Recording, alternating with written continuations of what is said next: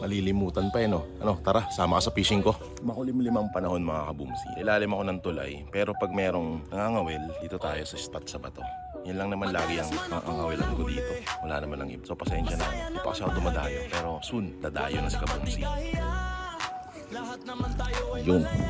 Lakas ng agos. Kabumsi, dito na tayo sa ilalim ng tulay. Wala ngayong nangangawil, no? Halos pantay na yung tubig. Palaki kasi yung tubig ngayon, eh. Sampa natin yung bangka ngayon. Yan, ganyan, no? Para hindi anurin. Sana may madali tayo mga kabumsi. Yung 3 grams na lure.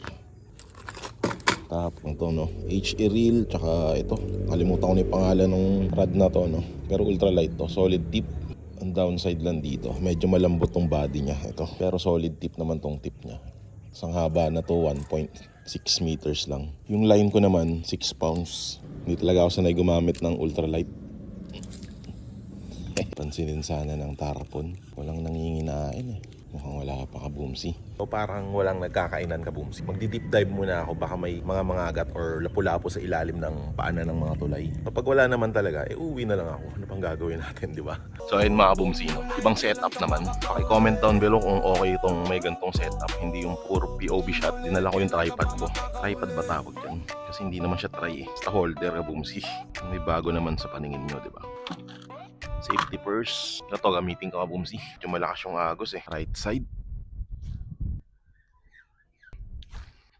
Wala.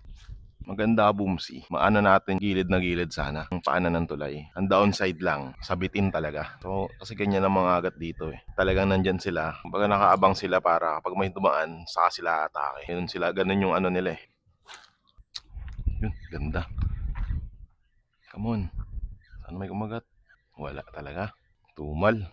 So yung kabumsi, pahinga muna, no? Wrong timing talaga ako lagi lumalakad. Pero kasi pag yung taga dito, sasabihin nila na pag kating-kate, walang mahuhuli. Pero may nahuhuli naman ako. Pero minsan wala talaga.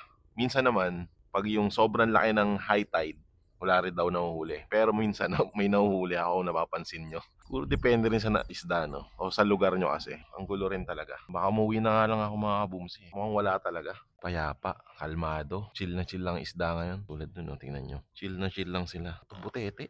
Oo nga, si Milya ng botete, oh. Yung popper fish mga kabumsi. Yung minumukbang nila. Uy! Yun to. Ano na? May hipo kayong dala. Palis na nga ako, eh. Kanina pa ako dito, wala. Kanina pa, pauwi na nga. Yun, shoutout kay Kiro. At eto bang. Ito. Shout out sa inyo. Mga kabumsi, no? Puntahan natin sila sa taas. Tingnan natin.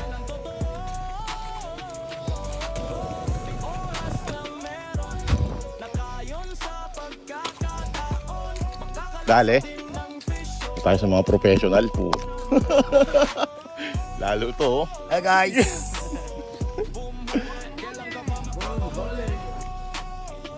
Iba talaga pag-hipon, eh.